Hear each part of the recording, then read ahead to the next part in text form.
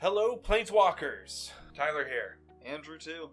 And we're very excited to bring you a much more laid-back episode for today. And we realize this is only our second video that we put up on the channel. And we just want to sit here and kind of, talk about, at the time of recording, the newest set to be released is Theros Beyond Death.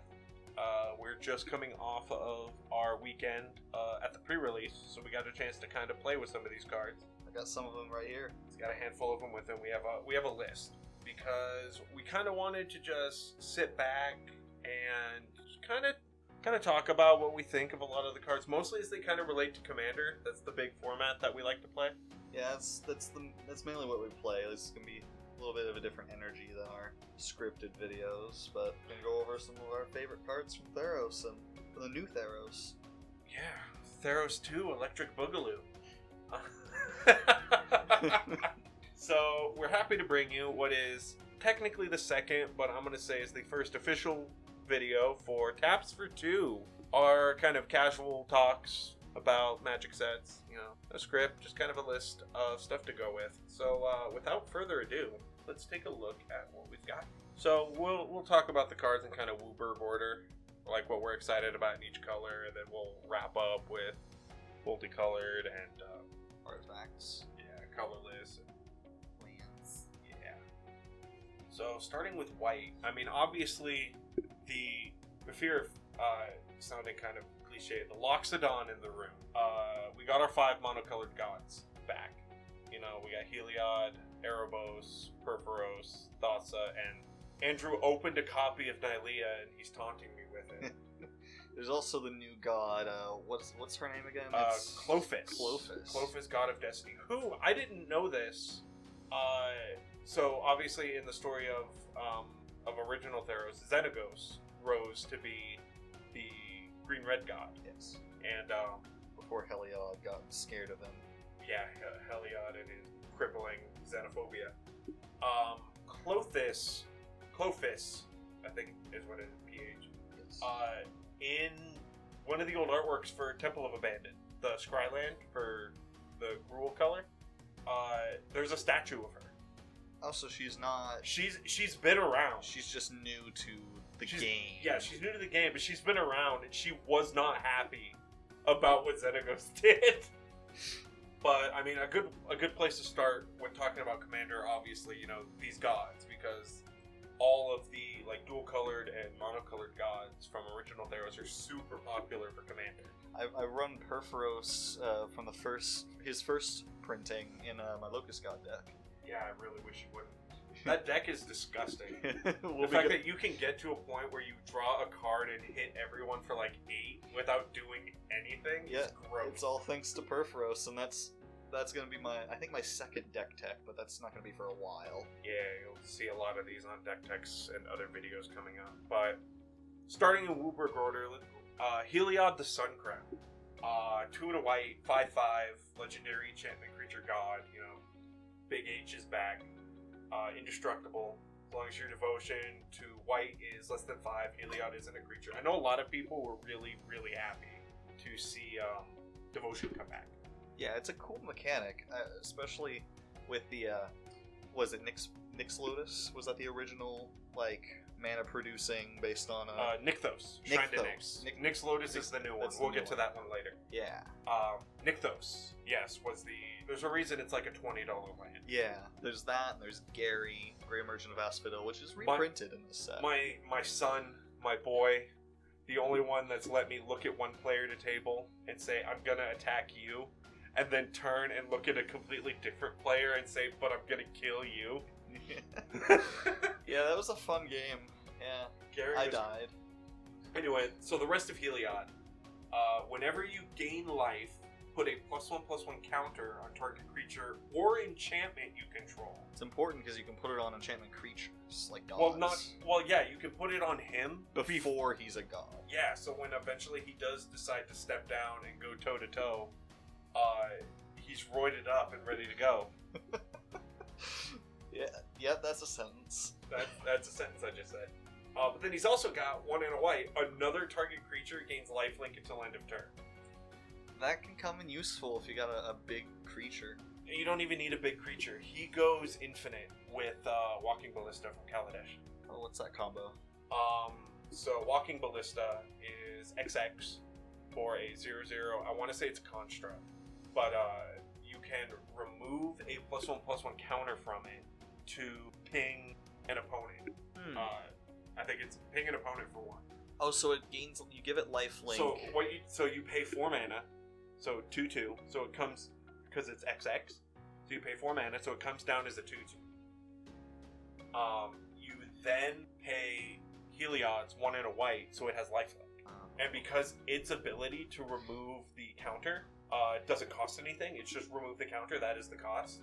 It pings something that triggers lifelink, you gain a life. It gets and another it gets counter. the +1/+1 counter back. It just reloads itself. Yeah, Helion's sitting behind it with a bunch of tiny arrows and is just dropping them in. Like cursing Elspeth under his breath as he does it. It's like a trident with loyalty from Minecraft. You just keep It throwing. just keeps coming. Helion in Minecraft. So I'm super excited to like see like what Helion can do. He's a really good white card. Yeah, he's at time of recording he's like $30. Was it 30 or 20? I don't know. We'll scroll up. It might be on the Google page. Oh yeah, he's like $20.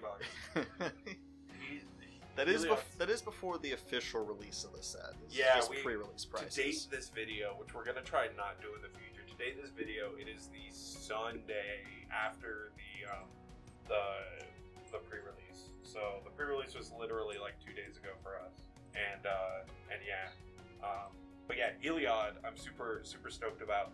Also stoked, Elspeth's back. Elspeth is back with only minus abilities this time. Yeah, that's so. She's brandishing a fancy new spear as well. Yeah, and given Elspeth's like relation to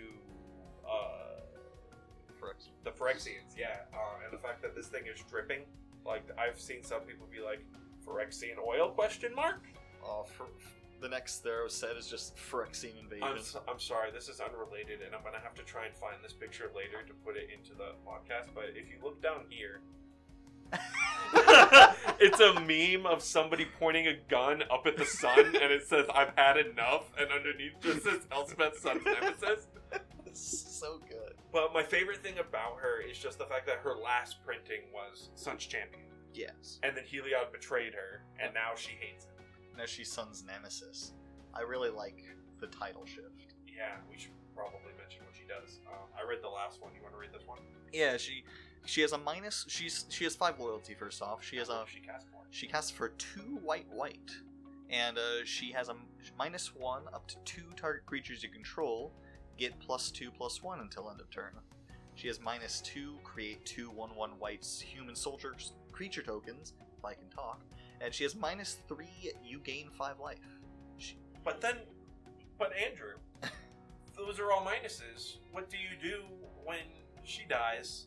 Which she will. She has the new mechanic Escape, where you pay the escape cost and exile the number of cards it says. For Elspeth, it's 4 cards from your graveyard. And you pay 4 white and exile the 4 cards. Yes, and you cast her from the graveyard for that cost. Yeah, she continuously comes back. Because normally when you see like cards that cast themselves from the graveyard, usually you have to exile them when they leave again.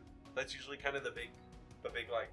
Yeah, but she sticks around. Yeah, she has a mission, and she is not gonna stay down until that mission is done. She's probably best in like a proliferate kind of deck, like green-white, because then you can keep ticking her up without having to cast her from the graveyard. Because then you don't have to worry about running out of cards in the graveyard. But see, that's what I really like with where I wanted to bring up with Commander is because like she's powerful and limited. I don't think we actually saw any of her at our event. No, I saw more Ashioks. I did fight an Ashiok once, and that was frightening.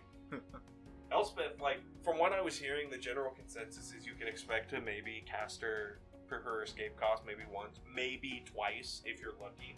In limited. Right. In Commander, for those really grindy like Pillow Fort type games that white can sometimes pull off, Elspeth's annoying. Yeah, because your graveyard's gonna be filled up by that point, and you can just repeatedly throw her out. You have a lot of mana, a lot of cards in your graveyard. Plus, like, a lot of fuel. There are like flashback cards and stuff like that, white and all that, but I don't really think that white cares too much about like what's in its graveyard. Not really. Granted, because like a lot of what it does is tokens. Yeah, go wide tokens. I don't know. I'll get crucified for this if I'm wrong, but like I feel like white really is fine leaving stuff in the graveyard, unlike with black where you really don't want to exile a lot of stuff because that stuff is perfectly good fodder that could come back later. So I feel like only exiling 4 cards to get her back, you can cast her a lot in a game. Yeah. Maybe we want to go What else do we have? talk a little bit less about the non-gods, Yeah, important so characters. I think it's really cool. The cycle of interventions. Yeah. Obviously with white, we're starting with Helion's intervention for X white. So they all have X in their mana cost. Yes. They're all instants. They're all at rare. X white. Just choose one. Destroy X target artifacts and or enchantments, or target player gains twice X life. It's very powerful, especially in this set with a lot of enchantments. Imagine dropping this for 5 mana and just blowing up everyone's soul ring. Just watching as they cry. Or like late game, just like everyone's got like mana rocks. Like that guy over there's got a soul ring and a Thran Dynamo. That guy's got a couple of signets. And you're like, hey, cool. Doubling cube, just fuck you. Yeah. Bleep that. Sorry. But no, like, I don't see you using the gain twice X life too often. Yeah, probably not. Especially if you feel like you're having to pay for like each point of life. I feel like in Commander there's enough ways to like go infinite with life. But just it's a red. That first half is a red. Red effect. No, there's a red card I'm thinking of. I think it's Shatter. Shattering Spree. No, I mean Shattering Spree is also there, but anyway, it's one where it's red and X and destroy X artifacts. Granted, this can hit enchantments, which is like kind of the white flavor because red can't really touch enchantments. So no, the interventions are all like super interesting. What is cool is, and we'll get to it later, Ereboses can kill one of these gods. Heliod's can't. Yes. Because Heliod is destroy and all the gods are indestructible. Ereboses has a -X/-X ability. So the god of the dead can kill the gods. That's scary. That's super funny to me, like flavor-wise, but we'll get to him later. Archon of Sun's Grace. Pegasus Lord. Yeah, it's a 3/4 Archon for 2 white with flying and lifelink. Pegasus creatures you control have lifelink. But like, there's not a ton of fantastic Pegasi to playing Commander, Andrew. Where are all the Pegasi coming from? Its effect, as a matter of fact, it has Constellation. Whenever real quick, sorry to interrupt. Another one that I know a lot of people were really excited to come back, because that was from old Theros too. Yeah, where it does something when an enchantment enters the battlefield under your control. And for this one, whenever it has Constellation, create a 2/2 white Pegasus creature token with flying. And which is gonna have lifelink because he's a Pegasus Lord. Yeah, so just you just run white enchantments and you could just get a ton of Pegasi. I wish he was legendary. Yeah, legendary Pegasus Lord. It'll come out in later videos. I love building tribal, and one tribe that I've been trying to make work forever is Horse, Unicorn, Pegasus, like together. But the closest I can really find to Lord or anything for that is the I think it's a Crested Sunmare from Hour of Devastation that gives other horses that you control indestructible. And I believe it's if you gain life, you get to make a 5/5 horse. So it's not amazing. It doesn't help Pegasi. It doesn't. But I've been trying to make just the weird horse deck work for so long, and I'm getting closer. Yeah, as soon as we get a better legendary of one of those types. As soon as we get a legendary of one of those types. Yeah. I mean, there's the My Little Pony cards. Yeah, you can build a commander deck with one of those if you really want to. Yeah, the Twilight Sparkle, I think, is all 5 colors and is a Lord for horses, ponies, alicorns, pegasi, and unicorns. It does cover all of them. 3/5 of those, I think, are flying.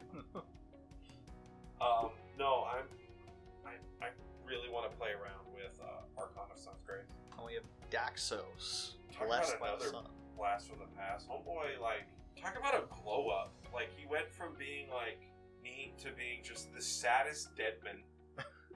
Look at that face. Oh, you can look it over here. He turned his mask into a shield. But Daxos, blessed by the sun. White for a 2-star. Legendary enchantment creature, Demigod. New creature type. They introduced 2 new creature types in this set. Demigod and Tentacle. Yeah, Tentacle. We'll get to him later. Oh, I'm so happy for the Tentacly boy. His toughness is equal to your devotion to white, and whenever another creature you control enters the battlefield or dies, you gain 1 life. He's Blood Artist. He's really good for white. He would be really good in the Orzhov Aristocrats deck. Or not even that, just like mono white token. Yeah, I'm considering putting him in my Lena deck, just because when Lena, Selfless Champion, enters the battlefield, you make tokens equal to the number of non-token creatures you have. So when you drop her and you have, say, like 6 creatures, you make 6 more, and if Daxos is on the battlefield, you just gain 6 life. And if they should all die, yeah. you gain another 6 life. Yeah, you can use them as block fodder or board wipe and just gain a bunch of life. You know, I opened a copy of Daxos in my I got the cool like constellation art like special one. It's a pretty card. And aside from the fact that him and Haktos have names that are way too similar, Daxos like carried my game. Him and Haktos, we'll get to Haktos later. But I also found out that math of 2-star gets like, pardon my French, a hell of a lot more difficult to keep track of if you put a single +1/+1 counter on him. Because I also opened a copy of Elspeth Conquers Death. Oh yeah. And Saga 3 white, and the final lore counter for it is you get to revive a creature or a planeswalker from your graveyard. And if it's a creature, it comes in with a +1/+1 counter, and if it's a planeswalker, it comes in with an additional loyalty counter. Which already the hilarity of bringing back Daxos with Elspeth Conquers Death. Having just the 1 counter on him, you'd be surprised how much that screws with your math. Really quick, before we move on from Daxos, I just realized what his shield reminds me of. He reminds me of Giant Dad from Dark Souls. Can you just throw up an image of Giant Dad when you edit this? Because who is Giant Dad? It's just a meme armor set from Dark Souls. It's like the competitive meme set. I'm happy that you brought this up because now we can put Dark Souls in the. Oh my god! Why are his arms out? Because it's an emote. You kill a player with that set, and then you do that. There's a video somewhere. Well, for starters, now we can put Dark Souls in the tags. Yeah, there's a video. Hold on. Oh yeah, yeah. There's a video somewhere of someone. We shouldn't go off on a tangent, actually. Never mind. No, well, we'll look that up later. But yeah, I'll throw up this picture because now that you've shown me that, I can't unsee it. It's Daxos. Anyways, so let's move on. Giant Dad. I think that's it with white. Moving on to blue. Obviously, our first one is new Tossa. Tossa. Oh, I love this card so much. Tossa's back, and she's her constellation. She's got her Biden. She's so pretty. She's a 6/5. But real quick, in her art, because she lost the Biden because Kiora took it. Oh yeah. She's just got loading ready run. Graham called it a 1 int. A one. An unt. He's like, wait, no, that's not right. Spear. But yeah, I love this card. She's a 6/5 for 3 and a blue. She has value. She, like all the other gods in this set, she has indestructible and devotion. For your devotion to blue, she's not a creature unless you have 5 devotion to blue. And at the beginning of your end step, you just get a what's the card? A Conjurer's Closet effect. You just get to exile one up to 1 other creature you control and return it to the battlefield under your control.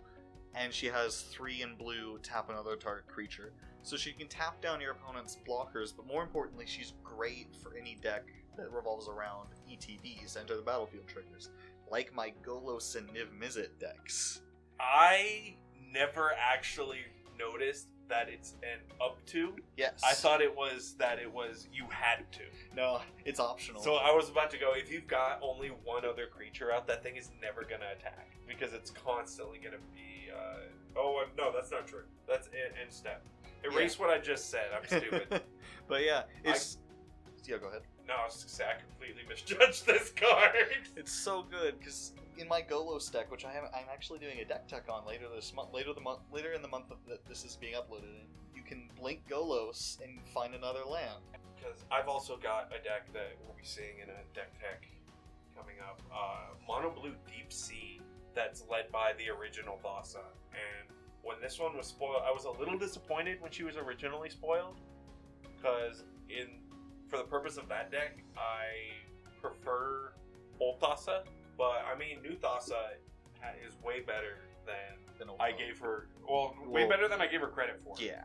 I think she and old Tossa kind of do different enough stuff that you really can't compare them. Yeah. And speaking of Tossa and the Bident that she lost, Kiora bests the Sea God. 5 blue for a Mythic Saga with 1, create an 8/8 blue Kraken creature token with hexproof. Drop this down and be like, yes, I would like to make an 8/8 hexproof Kraken and watch your opponent cry. 2, tap all non-land permanents target opponent controls they don't untap during their controller's next untap step. And 3, gain control of target permanent and opponent controls untap it.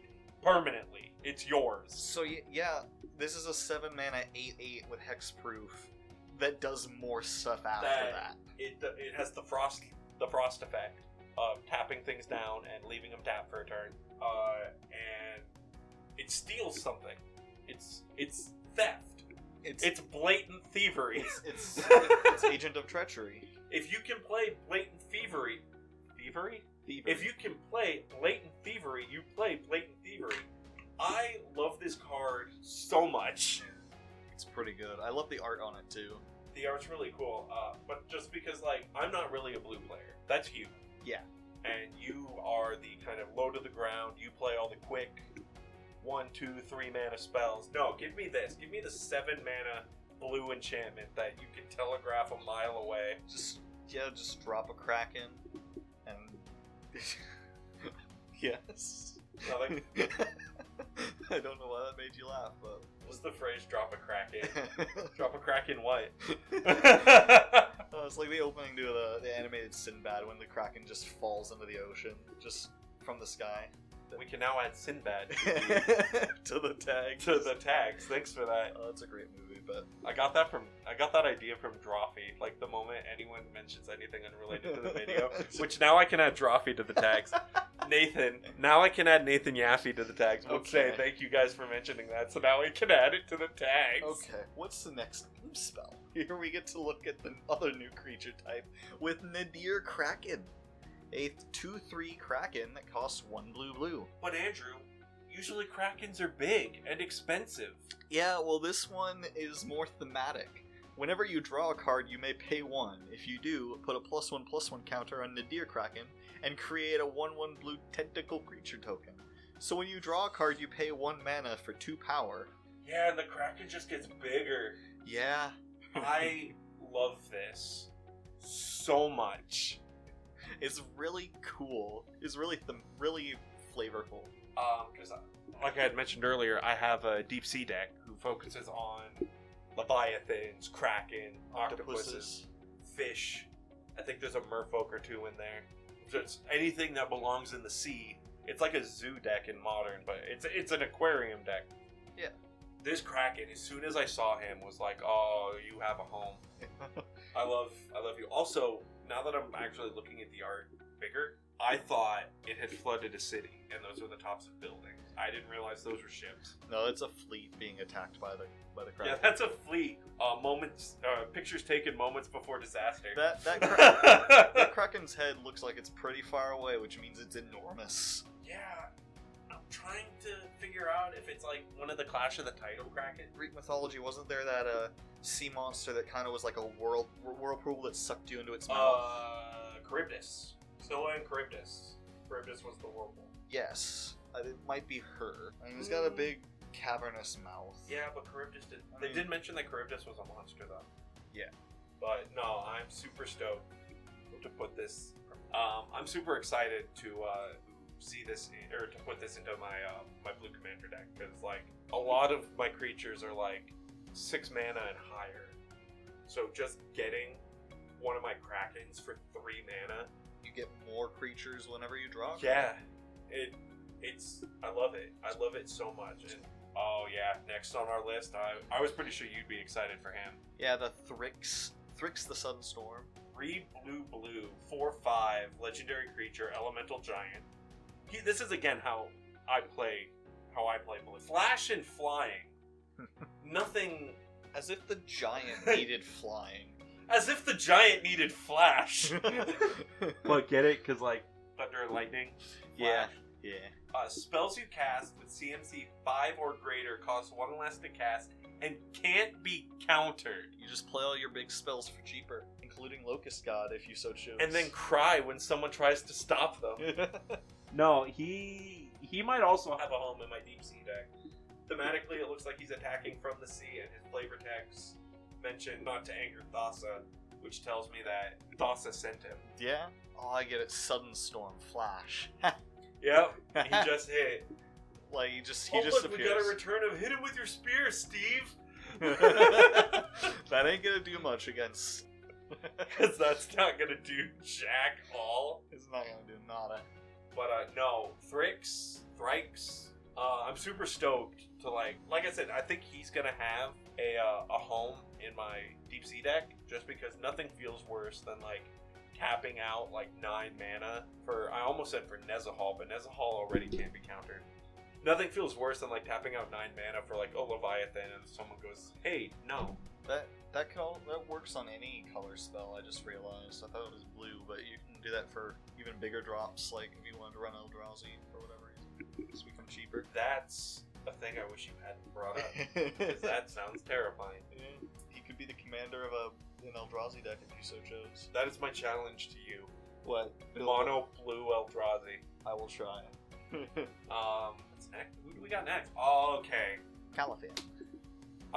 Okay, so each of the gods got a demigod a champion. disciple. Yeah, a champion.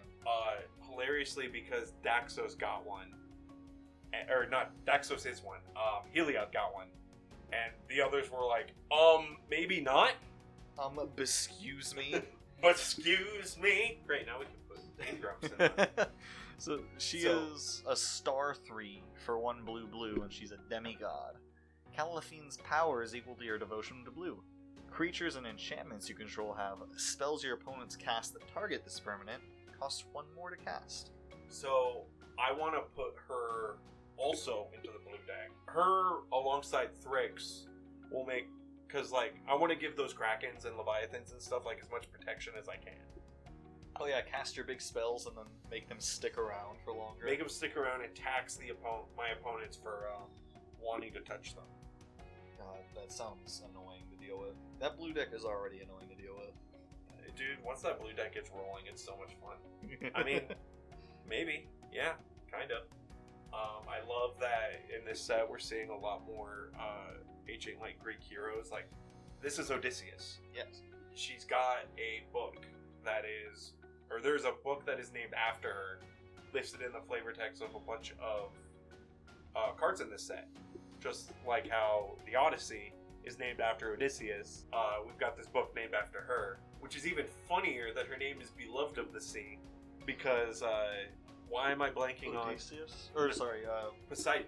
Oh, Poseidon. Because Poseidon hated Odysseus. It's the Houris in the Odyssey happened. Is because Odysseus is like, I'm better than the gods. That's the reason anything happens in Greek mythology. Oh, Hubris. The gods were mad. For no reason. Yeah, they were flawed. Oh, you think you're a better weaver than me? Turn into a spider. Well, leave her out of this. Speaking of people who think that they're better than everyone, we've got Illyrios Enraptured. It's Narcissus. Well, Narcissus. Narcissus. Yeah. Narcissus. Okay. How many sounds can we fit in that? Narcissus is from Mississippi.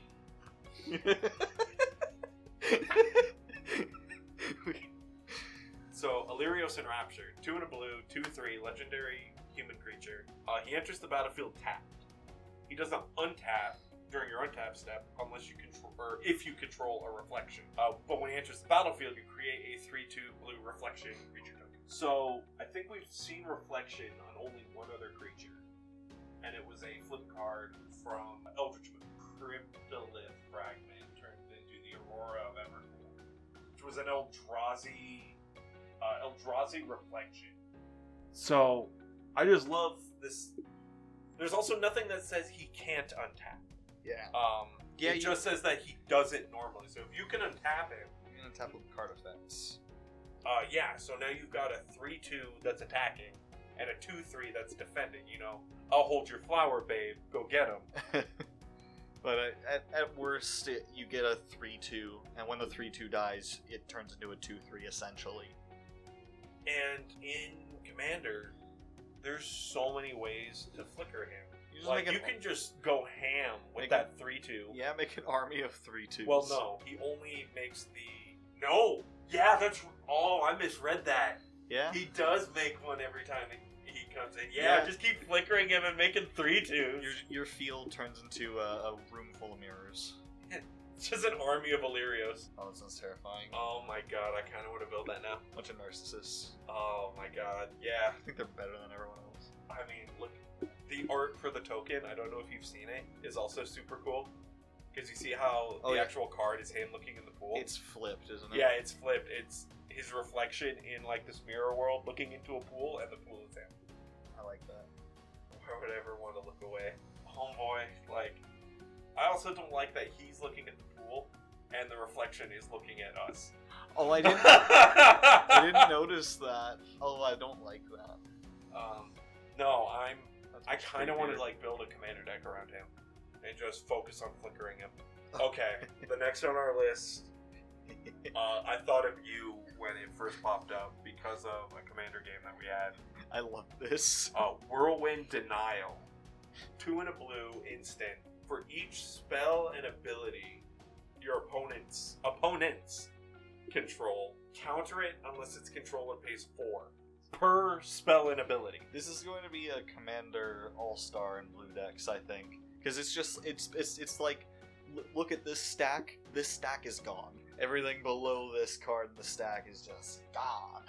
On the kind of topic of the like commons and uncommons of blue, you also wanted to talk about Ichthyomorphosis. Yeah, you just turn something into a 1 fish with no abilities. Which I love Turn to Frog. Turn to Frog is one of my favorite blue spells of all time. I also like Polymorph Jest, Curse of the Swine, or whatever. Kasmina's transformation. Thanos Frog. Thanos Frog. I love. There's the one in Eldraine that turned him into a frog. I love these spells that turn him into really stupid little animals. And then you specifically wanted to talk about Ashiok's Erasure. Oh yeah, I use this pre-release. It's pretty good. It's good for stopping someone's annoying cards because it can counter uncounterable spells by flashing in and then exiling the spell. So you want to read? It's 2 blue for an enchantment with flash, and when it enters the battlefield, you exile target spell, and your opponents can't cast spells with the same name as the exiled card. Which that doesn't matter in Commander. Its real use is going to be for countering uncounterable spells. Yeah, it stops. I mean, yeah, it can stop like Supreme Verdict. It laughs at Thrix, but you can't counter my stuff. But yeah, like, I could see you like really just like annoying the rest of the table if, like, for the first person to try and get a Soul Ring down. You grab that with Ashiok's Erasure, and then no one else gets to play Soul Ring except for you. Except for me. And so like I get it. I personally am not a big fan of it. I don't think that, like, granted, the Relentless Rats player is in the corner, like, cursing and biting his nails. Persistent Petitioner, stuff like that. So, I mean, like, you know, like I was saying, these cards are still relatively new to us. But I personally think because its whole thing is to stop cards with the same name, it's not that good. Now, roll with me on this one. Your opponents cannot cast spells with the same converted mana cost as the... No, The same name. No, I know what it says. I'm saying roll with me on this. What if instead it was your opponents cannot cast spells with the same converted mana cost? Then I think it would be great. It would be, yeah, that would make it a lot better in Commander. Yeah, no, that's... I think that would be hilarious. Moving on to the best color. That's an opinion. It's a fact. Again, starting with the gods. My boy, my wonderful, skinny son with a whip that's made out of people. Erebos Bleak-Hearted. 3 and a black, 5/6, indestructible god. Not a creature if your devotion is less than 5. Whenever another creature you control dies, you may pay 2 life, and if you do, draw a card. 1 in a black, sacrifice another creature. Target creature gets -2/-1 until end of turn. But I just realized this, in an Aristocrats deck, you probably have cards that, I think it's like Blood Artist, where if a creature dies, you drain the rest your opponents for 1. Blood Artist is target player loses 1, you gain 1. Okay. Something But like that does turn him into a creature dying. draws Pay 1 life, draw a card. Is it Sanguine Bond that drains everyone? There's a couple that do. I know what you're trying to get at. Yeah, then basically you gain less life, but you just draw a card. Yeah, for drawing free, cards essentially. for free was like... Because you already want to sacrifice Chef's cards kiss. in that kind of deck. You're just going to be getting card advantage at the same time. This is actually a really good god in this set. Good God. Good God! No, I've got my Jund Aristocrats deck with Corval that Erebos is going to have a wonderful home in. Oh, God. Him and Corval. Oh, God. Draw 2 cards, lose a creature. Corval gets bigger. Draw 2 cards, lose 2 life. Oh, that's gross. Granted, that's only if I'm sacrificing a creature. Because Corval will lead anything.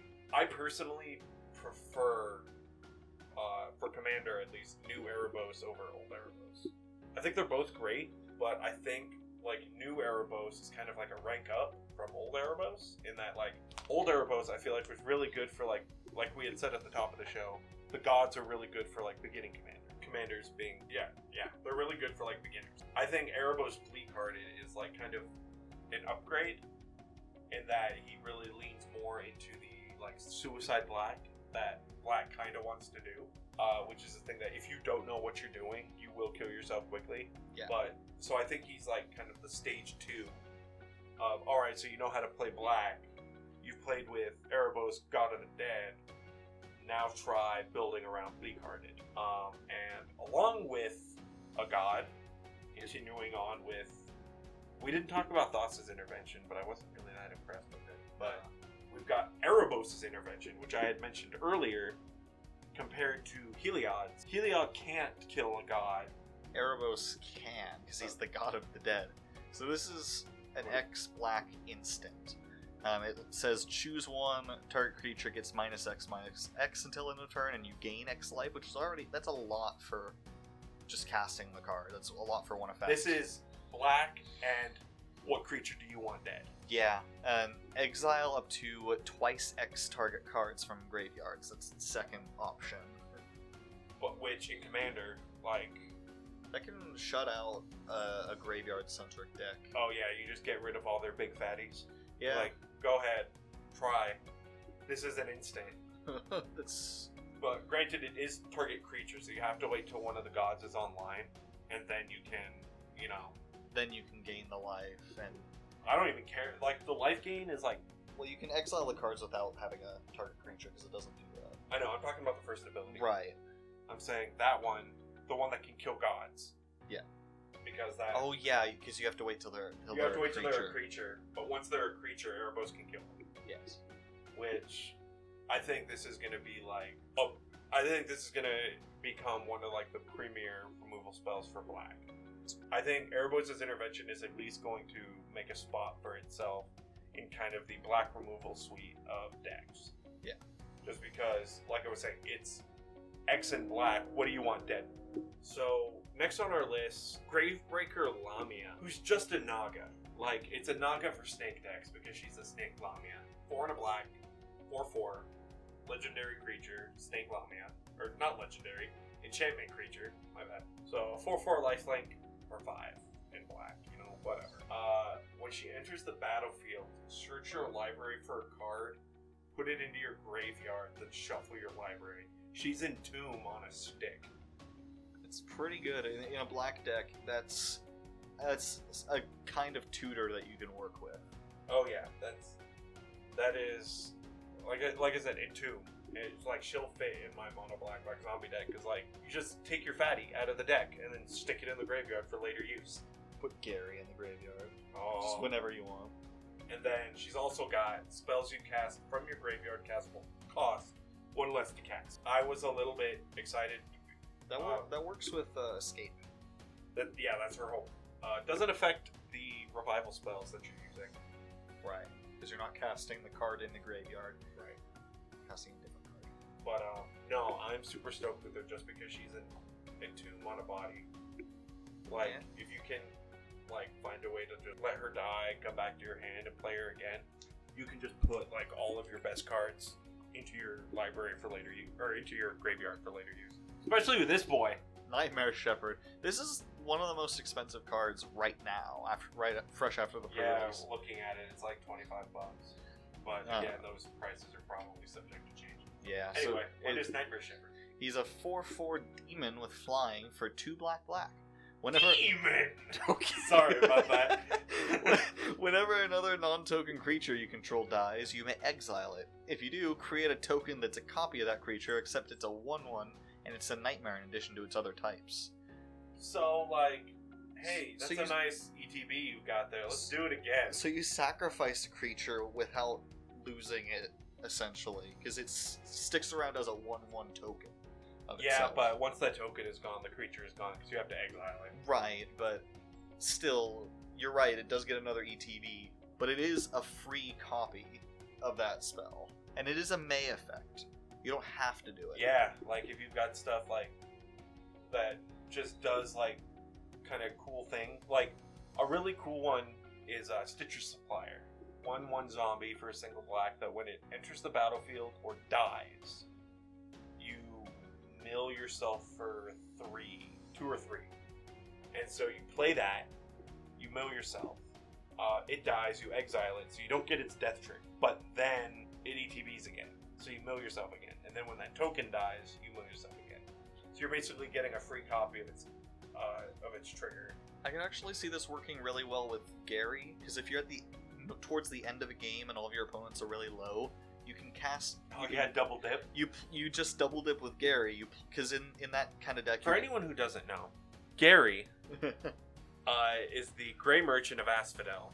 He was in the original Theros, I believe. Yeah, got a promotion from common to uncommon. Yeah.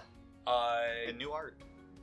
Yeah, I'm not a huge fan of the new art. I love him, but Grey Merchant of Asphodel, 3 black for a 2/4 zombie. When he enters the battlefield, each opponent loses X life, where X is your devotion to black. You gain life equal to the life lost this way. This is just, it's a really good effect with this, what was the card we were looking at? The Nightmare Shepard. Really good effect, like I said, if you have like 5 devotion and your opponents are like at 10 or less life, you can just drop Gary, sacrifice him, and with Nightmare Shepard, drop the copy of him and just win the game right there. Because they can't counter the copy. You're not casting. Yeah. No, this thing, the more I look at him, like, I'm not sure if he's going to be, like, as amazing in Commander as I thought he would be, but he's going to be good. It's going to be really good. Yeah, no, normally I like Trample on my demons, but I'm fine with holding off on Trample until they reach, like, 6 mana. Kind of simple. Timuret. Yeah, Timuret's back. I called it. I'm a little sad that he's not a zombie anymore, though. Keeping up the cycle of all of the gods have their champions. Erebos. Yeah, Erebos is champion. You wanna read what it does? Sure. He costs black for a 2-star demigod. His toughness is equal to your devotion to black. So he's a black version of Daxos. The two of them can square off, and unless they're both 2/2s, which they're both going to be at their baseline, they will just bounce off each other. Yeah. So he has pay 1 and a black, exile up to 2 target cards from graveyards. So you can do that from anyone's graveyard, and you can pick more than 1 graveyard. Pick 2 graveyards. And you gain 1 life for each creature exiled this way. So this is a graveyard hate card. Which is funny, because usually black loves the graveyard. Yeah, but with this you can just say to anyone, you don't get that card again, and I'm gonna gain a life. Like you don't get that creature again, and I gain a life. And the fact that it's from graveyards, like if 2 of your opponents have stuff that you don't want them to have in their graves, like if somebody dropped a Gravebreaker Lamia and dropped one of the things they want to revive in it, Timur can be like, LOL, nope. Oh, that can just stop like the food chain combo. Yeah, it can. Like if well actually it can. Food chain exiles. Never mind, I was wrong. But any combo that relies on the graveyard, you can just pay 1 and a black and stop it. Yeah, no, Timur. Like I said, I'm a little sad that he lost his zombie creature type because I wanted to play him in mono black zombies. He's a return now. He has returned. No, that was his thing. He was a returned before. Oh, now he. Now okay. he's. It's unclear if he is alive again. To me, because I know Daxos is. Daxos is no longer a return, but Timur's still wearing his mask. Yeah, and he's leading an army. Real quick, I want to talk about the uncommon Drag to the Underworld, which I think is also going to find home in the mono black removal suite. Yeah. Or just in the black removal suite. 2 black instant. Spell costs X less. It costs X less. Thank you. To cast, where X is your devotion to black. Destroy target creature. Now, at best, this is 2 black to destroy a creature. At best, this is a way better Doomblade. Put this in a Keurig deck, and you just pay 4 life, destroy a creature. Yeah, but even not playing it in Keurig, just that's Erebos' whip. I never even stopped to notice what it was. But just because Doomblade is 1 and a black for destroy target non-black creature. This is you're never gonna pay 4 for this. You are if you are paying 4 for this, you are playing your deck wrong. Yeah, you're gonna have something. You're gonna have 2 black bips somewhere on your battlefield. So yeah, you are paying black for this. They just needed to put the 2 on there to make it not broken. Because this is just better Doomblade. Yeah. This is better Murder. Because Murder is 1 black for destroy target creature. This card is going to be fantastic as far as removal goes. Yeah. I'm calling it now. And we got Minion's Return, another uncommon. It's an enchantment aura for 2 and a black with flash. When enchanted creature dies, return that card to the battlefield under your control. Right? Like that. I put this one on the list too. Because it's got flash. You can, mid-combat, block something with, a creature with an ETB, or just block something that you know your blocker's gonna die and just throw this on it. Before damage is assigned, you can be like, 1 minute, 2 and a black. I kind of want to put this... Please continue. I want to put this in my Niv Mizzet and Golos decks, because it's I normally can't... Probably Niv Mizzet, because I normally can't... The Niv Mizzet is 5 color, just so everyone knows. So we're talking about a black card going in Niv Mizzet. Oh yeah, Niv Mizzet Reborn. Because then I don't normally want to block with those commanders, because then they die and I have to pay more for them next time. I would rather blink them. This is a roundabout way to blink the card, kind of. This is Black's way of blinking a card. Yeah, but then you can... I can put this on Niv Mizzet mid-combat and block something. And he has flying, so he's gonna block something, and if he dies, he just comes back. And then you get that ETB again. The really good ETB. This is cool. That's custom art. Okay. Yeah, well, it's frame. Moving on to red. I know you were excited to see this boy. Oh, my boy Perforos. He's sneak attack on a creature. Yeah, right? Did they reprint sneak attack? It's a 7/6. 7/6 for 5 mana, 4 in a red. Which, indestructible, devotion, red, less than 5. Other creatures you control have haste. 2 in a red. You may put a red creature card or an artifact creature card from your hand onto the battlefield, sacrifice it at the beginning of the next end step. Blightsteel Colossus. That's a good one. There's another thing. It's an 11/11 with infect. Yeah, you just drop You it. stare at someone in the eyes and be like, I want you out of this game. Just player removal. This is also really good with Ilharg, because you drop... Oh yeah, You- Angry Pig. What is it? You pay to into Perforos's effect, drop Ilharg. When Ilharg attacks, you drop another card from your hand That's tapped and attacking. that's tapped and attacking, and then at the end step, that card that Ilharg grabbed you goes back to your hand. Ilharg dies, but because he's sacrificed, and then he's put into your deck. Yeah, you can choose to put him back third in the top from your deck, and then just 2 turns later do it again. Yeah, as long as Just- you have Perforos still. Perforos and Ilharg, BFS forever. That best friends forever, forever. Did I? Yes. Moving on to the acts of Agonis. The axe, the ox. He's gone. It's okay. We're coming up on an hour of recording. Granted, Yeah. it's not going to be an hour in the video at this point because we have. I live next to train tracks. Do we want to speed along a little Yeah, bit more? let's kind of go a little bit faster on these. Yeah. The Ox of Agonos. He's a 4/2 ox for 3 red, and that's a small image. I know, that's why I started reading it. Oh yeah, you go ahead. You go ahead and finish that. Then you're closer. When he enters the battlefield, discard your hand, then draw 3 cards. I was seeing people play him at the pre-release when their hands were just empty, so they're like, cool, 5 mana, get a 4/2, draw 3.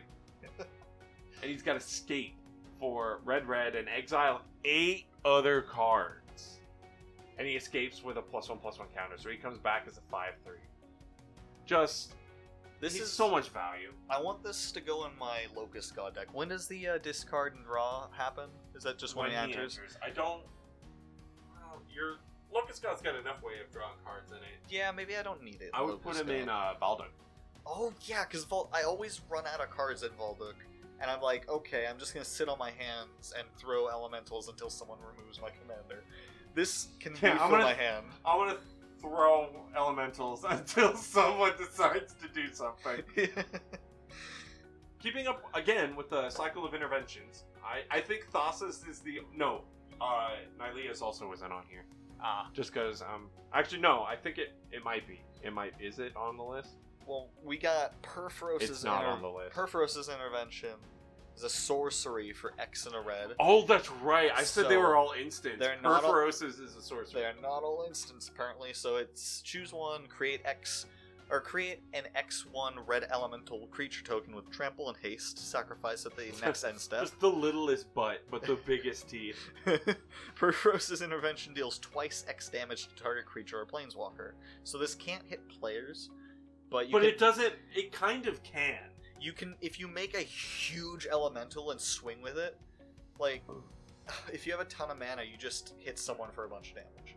Yeah. No. So it can't hit players, but it can hit players. Because that elemental's dying either way. You might as well throw it at someone. How bad does it feel to dump like 9 mana into this thing total and make like an A1 elemental and someone's like, cool, shock, 2 damage, kill it, and then you're just sitting there feeling sad. It's the same as like, oh, this is Jace the Mind Sculptor. It's an $80 card.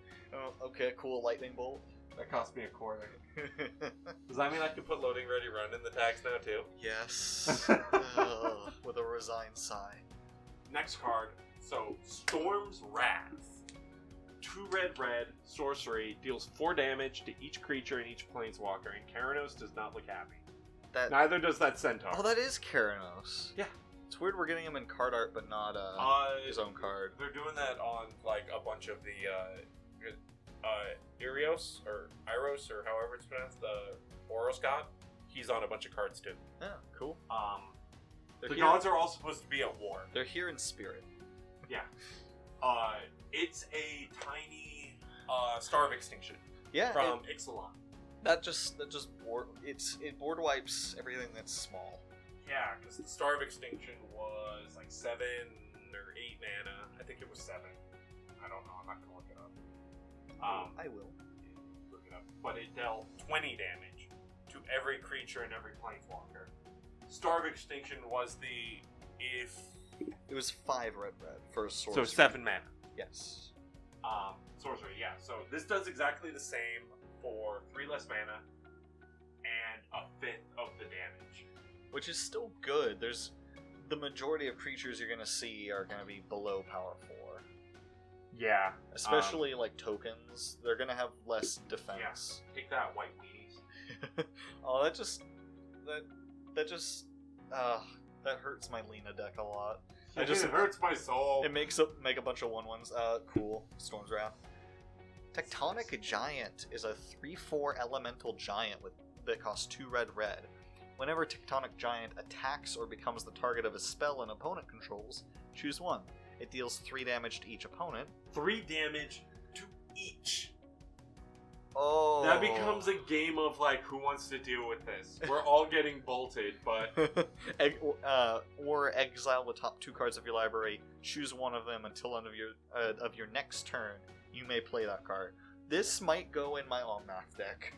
This dude is so much value on a card that I initially was like, okay, Tectonic Giant, like, okay, he's a big rare giant, and then I read what he did, and he's terrifying. That's going in my Omnath deck because he's an elemental and he's powerful. Because lots of value. Who do they get more angry at? Do they get angry at you for casting, or does everyone get angry at the guy who targeted it to try and get rid of it and bolted everyone?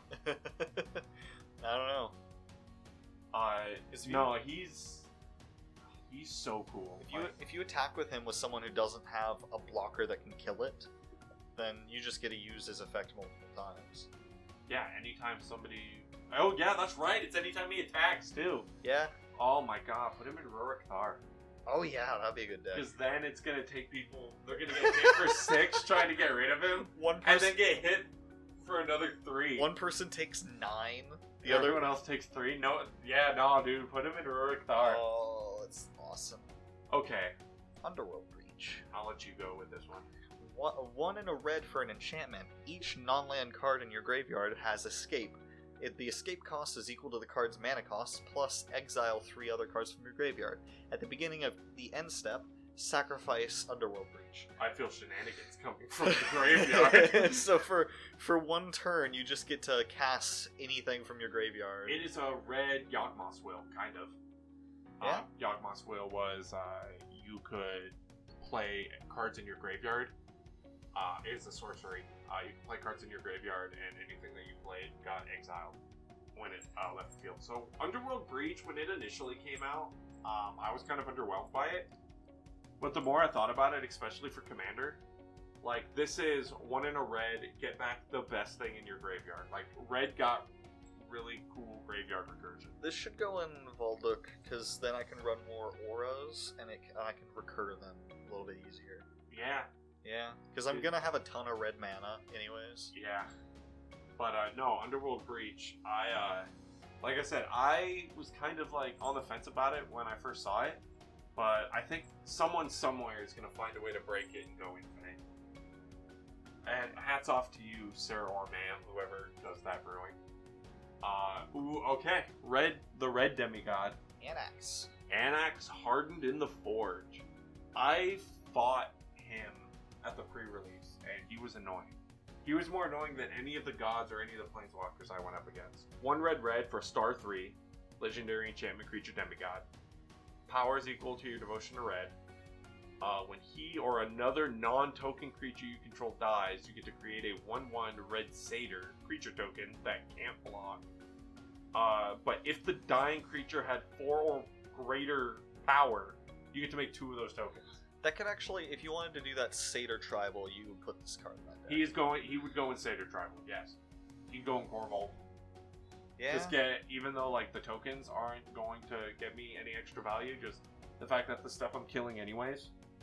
The tokens that it creates are more fodder for more effects. I want to know what Greek hero he's based off of. I don't know. Because we saw Odysseus, we're going to see Achilles. Have we had Hercules in any of the Theros sets? I know he's not Hercules, but... I mean... Hercules might be Daxos. I haven't actually stopped to think about it. Oh, he might be. He kind of looks like the depiction of and it Hercules. kind of does the twist where Elspeth killed him rather than Is Elspeth Hercules? No, Elspeth is Megara. She who accidentally killed Heracles. It's the other way around. That's why Hercules had to do the trial. His last wife killed him on accident. Oh, with the shirt. Yes. Anyway, so yeah, Annex. Annex is cool. Like in a sacrifice deck, like I said, I'm putting him in Corvold because he's just gonna start pooping out tokens, which puts us in green, which I'm salty about because you opened up. I opened up Nylea. I'm salty because I opened her up as my consolation prize packs, not for the actual games. Yeah, you didn't have her in your pool, because I ran a Timur deck, which was a bad idea in the first place, but I could have ran Helion. It was a bad idea to start with, but everything went downhill from there. I didn't get to use her, but she's cool. So she's a 5/6 in legendary god for 3 and a green as indestructible, and devotion less than 5. She's not a creature. Creature spells you cast cost 1 less to cast. It's pretty good across the board. 2 and a green, reveal the top card of your library. If it's a creature card, put it into your hand. Otherwise, you may put it into your graveyard. You may. It's a may effect. And just to rub it in your face more, I read that off of the physical card. Oh yeah, you're funny. But no, Nylea is fantastic. I absolutely love her. I want to put her in my bear deck. Just because what's funnier than a 2/2 for 2? A 2/2 for 1. Oh, that's so dumb. You run mostly 2 drops. Yeah, I run most of the bears. Oh, I'm still salty forest bears like $30 for no reason. No, that's a really good effect. No, Nylea is just all around like super strong. Like Nylea, God of the Hunt, 6/6, the same devotion and indestructible, same cost. Other creatures you control have trample, and 3 and a green, target creature gets +2/+2 until end of turn. Okay, so she can make something big and that already has trample from her. This Nylea, Keen-Eyed, makes it easier to get the creatures on the battlefield, and old Nylea pumps them once they're here. Yeah, I like how she's covering her face in both cards. With her, she's drawing back and covering her face. I don't know if we actually get to ever really see what Nylea looks like. No, that's a lie. The Omen cycle. Yeah, I had that as well. The Omen of Nylea. Omen of the Hunt. Nyx Bloom Ancient. This is this homeboy here is ridiculous. 4 green, enchantment creature elemental with trample, and he's a 5/5. If you tap a permanent for mana, it produces 3 times as much of that mana instead. Llanowar Tribe taps for 9. I think the only way they can get away with this is because he's an enchantment creature. More cards can remove him, because he's also an enchantment. Llanowar Elf becomes Llanowar Tribe? Yes. It's for a 1 green mana. I'm just imagining this with doubling cube. Would just be nutty. Just, I tap all my lands for like 30 mana, I double that to 60. Triple. You triple that to 90? Triple it to 90. I tap my soul ring. No, it's doubling cube. Doubling it. So you triple it first to 30, double it to 60. That's still a lot. Oh, I see what you're saying. Soul ring. If you have I tap soul ring for 6. Everyone cries. What is the card? Is it Meteor Storm that's like X red do X damage? Is it Meteor Storm would be red blue. Okay. But any X card that's like deal X damage to all yeah, you just pump players into that. This tree is going places. And how much is it right now? The prices we're looking at looks like the normal version is like $18, but the full art, the extended art like foil is like $200. If I pull, because I have a box coming this upcoming Friday, a box and a fat pack. If I pull this card, I will cry tears of joy. Our next green creature, Arasta, the Endless Web. Spider Tribal can now go mono green. Technically, it could with Ishkana, because Ishkana's ability was black. But I like Arasta, which is funny because I hate spiders. Arasta of the Endless Web, 2 green, 3/5 legendary enchantment creature Spoder. She's Arachne. Yeah, She's got reach, and whenever an opponent casts an instant or sorcery spell, create a 1/2 green spider creature token with reach. There's a creature in standard right now, the Murmuring Mystic, who whenever you cast an instant or whenever you cast an instant or sorcery, you make a 1/1 flying bird. And she's, whenever an opponent casts an instant or sorcery, you create a 1/2 green spider with reach. So anytime that they cast a spell, they make a 1/1 bird, and you make something that can perfectly kill that bird and live. No, I want to desperately build like spider tribal around her because I don't have enough green in my collection of like 14 decks. It is one of your favorite colors, green and black. Green and black all the way. Golgari till the day I die. Is it for me? Is it? Is it? Alright, I've been waiting this whole video to be able to say this. Are we ready for stupid, sexy, jolly green giant? We are. He's a 2/4 for 2 and a green. He's a nymph. You may play an additional land on each of your turns, which is already good. But then, lands you control are every basic land type in addition to their other types. That's a Wizards unbanned coalition victory. That effect is a better version of Chromatic Lantern on a worse card, because it's easier to remove an enchantment creature than it is to remove an artifact. Most of the cards that can remove Chromatic Lantern can also remove him. Yeah. Disenchant. Because he's an enchantment. But he's also a creature. But the thing is, it doesn't mean... Because Chromatic Lantern makes it so that all of your lands may tap for 1 mana of any color. He turns them into every basic land type. He is Urborg on steroids and easy to kill. But easy on the eyes.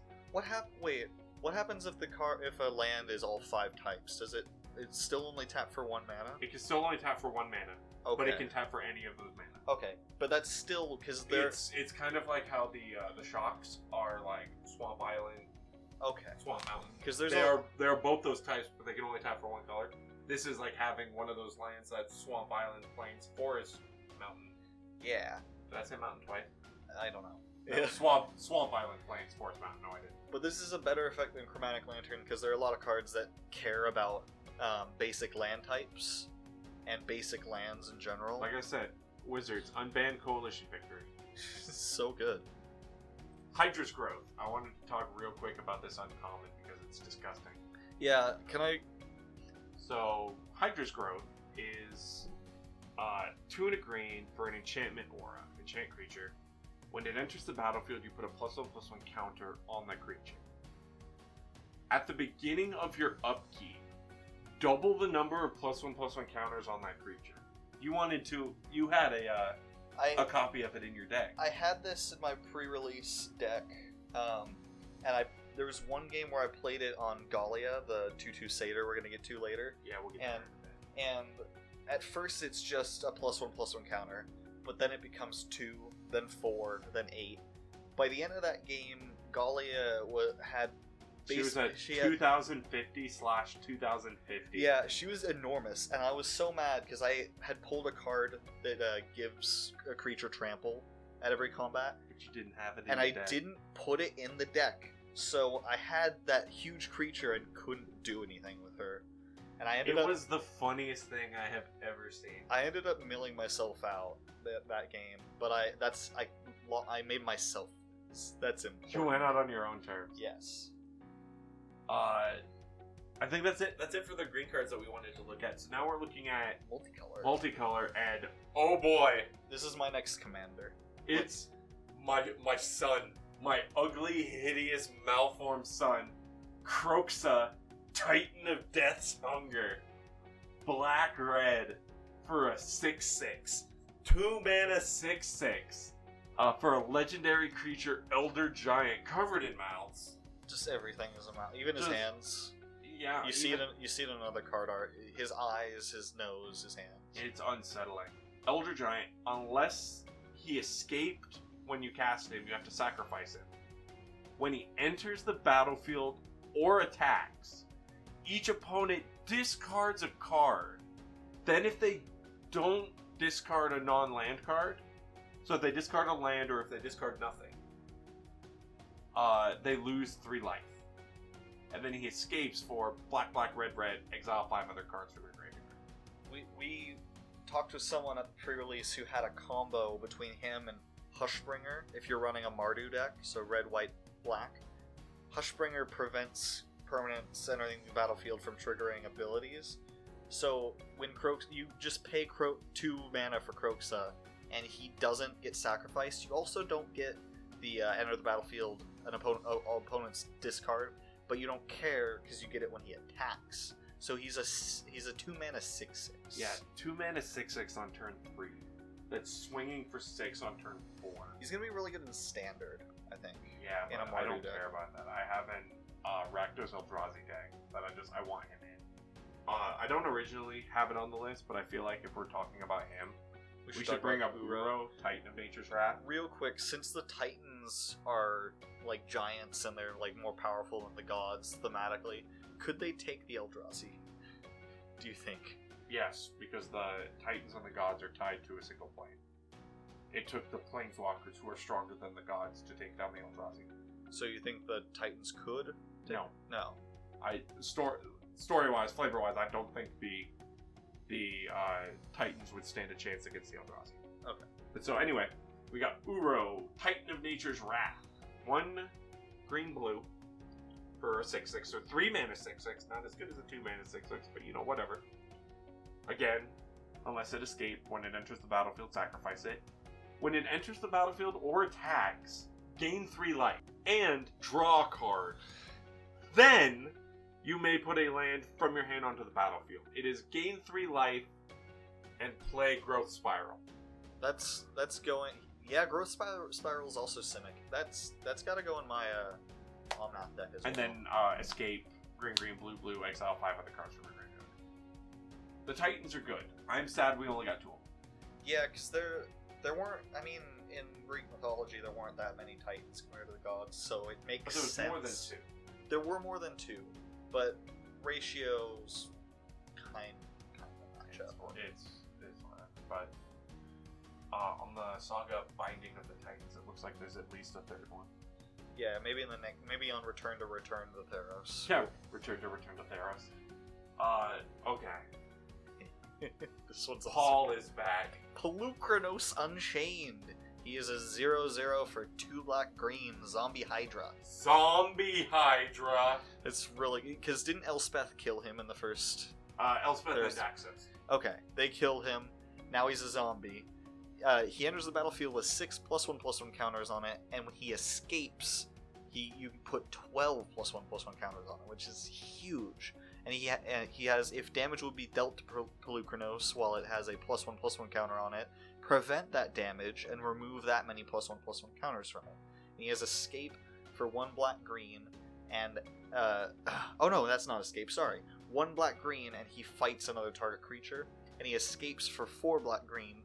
Exile 6 other cards from your graveyard. I am so excited to build around him. That's a lot of text. He does a lot of stuff. Actually, he does very little, but with a lot of text. A lot of flair. Yeah, 1 for each. Also, it's just disgusting. 4 of his heads seem fine. 2 of them are coming from 1 next stump, but they're like gross and malcolored. They must have been freshly grown. Or they're rotten. Could be. Also, everyone around... Oh, that's because those are statues. You see he's breaking one. Because he's got chains on him. But he's been unchained. Yeah, they're not connected, except for him. It was a good card. It is weird that the 2 quote-unquote newly grown heads each do have chains on. Yeah, that was weird. But no, I'm super, super excited to build with Big Paulie over here. Like, he was alright his first time around. Give me that sweet zombie Hydra. I might put a copy of him in Mizzet Reborn. Yeah. It's a good card, good guard card.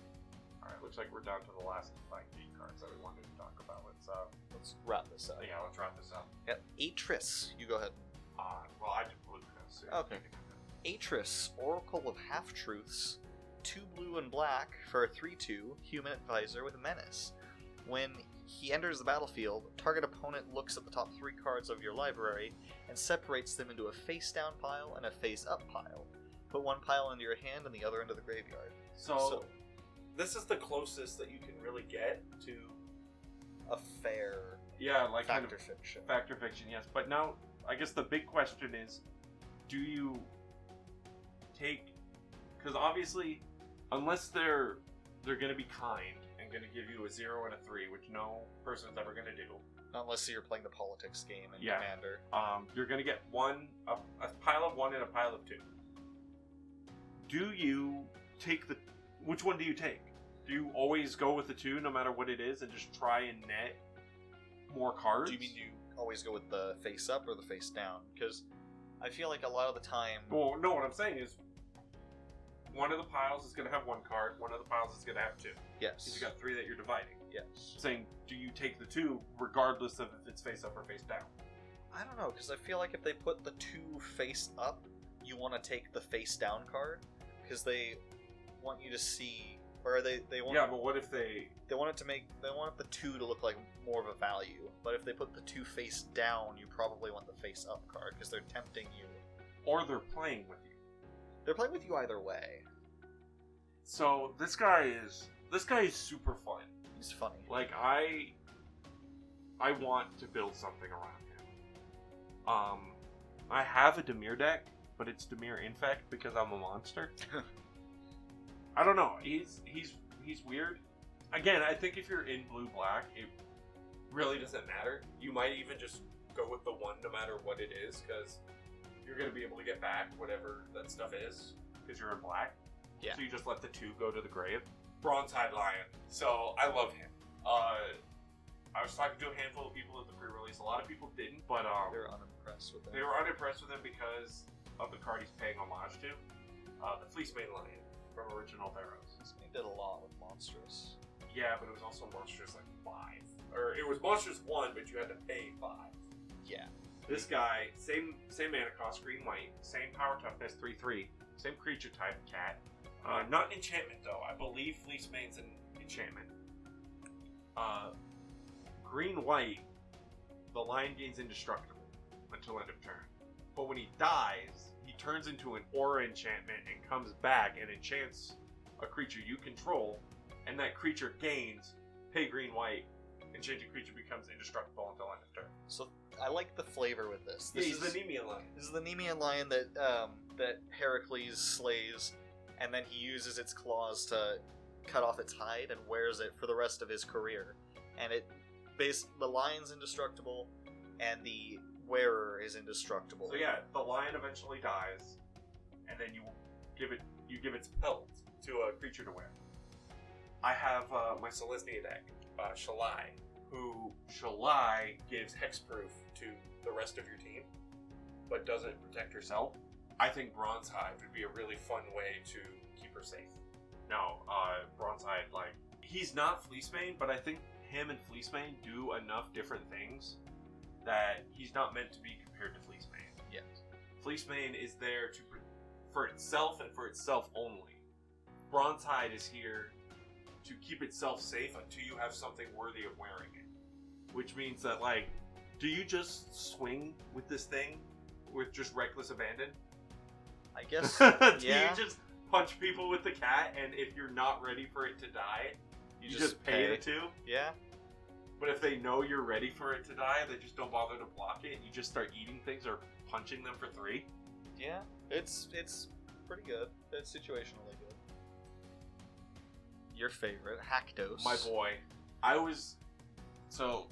Okay. Hackdos the Unscarred. It's Achilles. He carried you to second place in that tournament. He did carry me to second. Hackdos the Unscarred, red, white, for a 6/1 legendary creature, human warrior. He attacks each combat if able. When he enters the battlefield, choose 2, 3, or 4 at random. He has protection from every converted mana cost except for the chosen number. He's Achilles. It's Achilles. If you hit his Achilles heel, he just dies. Yeah, if you so much as look at his Achilles heel wrong, he crumples. I opened 2 of him, to the point where one person I played in the pre-release asked me if he was an uncommon. And I was like, no, he's a rare. I was going to ask that about Ashiok, because we saw 3 full art, or 3 of the alternate art Ashioks. I only saw 1. One guy said he saw 3. Oh, wow. But yeah. Yeah, none of them were mine. This is a line from Disney's Hercules. That my slugging a heel is. We can tag Disney. We can tag Disney now. Danny DeVito. Oh yeah, we can tag Danny DeVito now. No. Anyway, so at the pre-release, I found out that if you get 4 as the number that can target him, he becomes next to unstoppable. In Commander, I'm wondering which number is the best. Maybe 3. It might still be 4 actually. Because I feel like Commander's either going to have a lot of really big things or a lot of really small things. So with the mana curve, you're more likely to see 2s and 3s than you are to see 4s. But yeah, no, I'm super, because like I said, I had 2 copies of him. I kind of want to give him his own deck. Next up, we got my girl Gallia. So yeah, we're down to 3 cards. Gallia of the Endless Dance, Mrs. 2050. Yeah. I'll let you talk about her. Red green for a 2/2 satyr with haste. Other satyrs you control get +1/+1 and have haste. So she's a satyr lord, which is, there's not a lot of satyrs, but it is a satyr lord. Whenever you attack with 3 or more creatures, you may discard a card at random. If you do, draw 2 more cards. So in Gruul, she's card advantage of a kind, and in Gruul you're gonna have a lot of creatures. So I kind of, I don't want a second Gruul deck because I already have Rurik card, but I kind of want to I could probably build this online. Build I was gonna say put her in Niv. Well, yeah, I guess. Yeah, that's a creature heavy Niv can deck. grab her. Yeah, he can. No, I'm gonna build Satyr Tribal. I'm gonna have so much fun with that. Like, Satyrs are bad, but I mean, if I didn't play a card because I play bad cards. Yeah, that's my thing. I try to find a home for bad cards.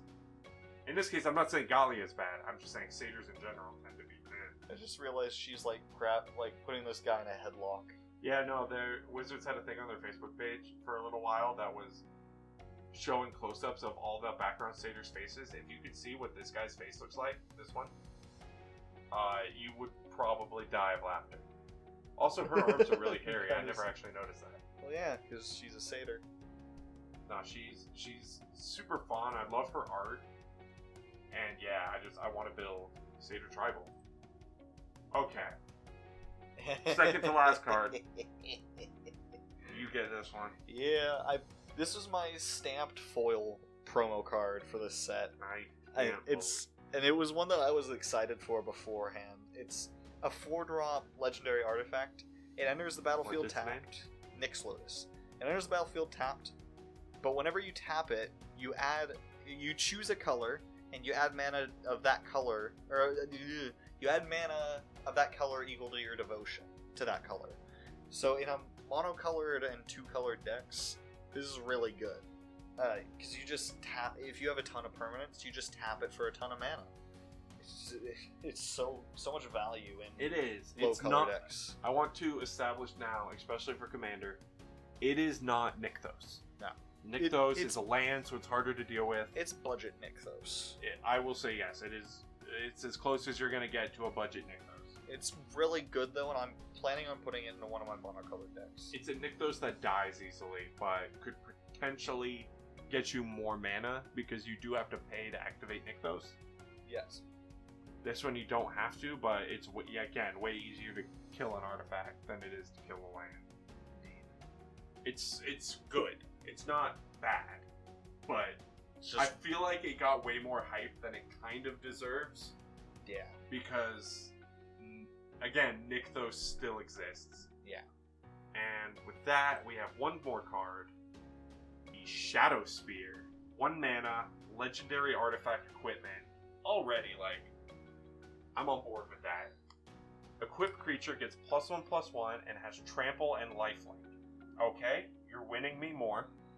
For 1, permanents your opponent's control, lose hexproof and indestructible until end of turn. And equip for 2. This is low mana costs, lots of abilities. This is it can kill the the middle gods. finger to the gods. Kill the gods. The middle finger of the gods. It's so good. And what's more is you don't have to equip with it to use that ability. You can just pay 1 whenever you want, as long as it's on the field, and just make all of your opponents... I never thought about that. Yeah, it's an ability on the artifact. It doesn't give it to the equipped creature. It could just be sitting there on its own, and you can use that. You can pay 1 into it. Yeah, how often do we actually get to see equipment that can do something meaningful on its own? Not very often. It's really good, especially for that reason.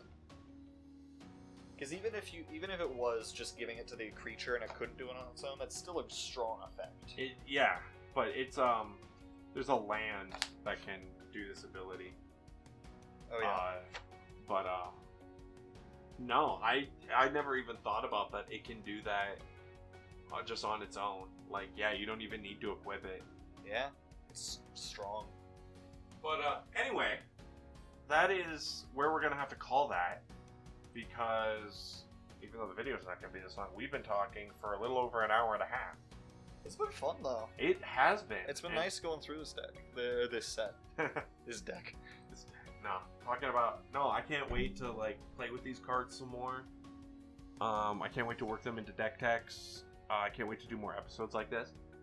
I think our first couple deck techs aren't going to have any of these cards in them, even though we might upgrade them later with these cards, just because we've already written and started to record those. Put those decks together. But anyway, thank you guys for listening to our ramblings. Stick around, give us a like, give us a comment, subscribe. Hit that bell for some notifications. Yeah, hit that sweet, sweet bell. I've always wanted to be able to say that. Hit the bell. Anyway, this has been Tyler. And Andrew. And thank you for watching. We will see you guys later. Later.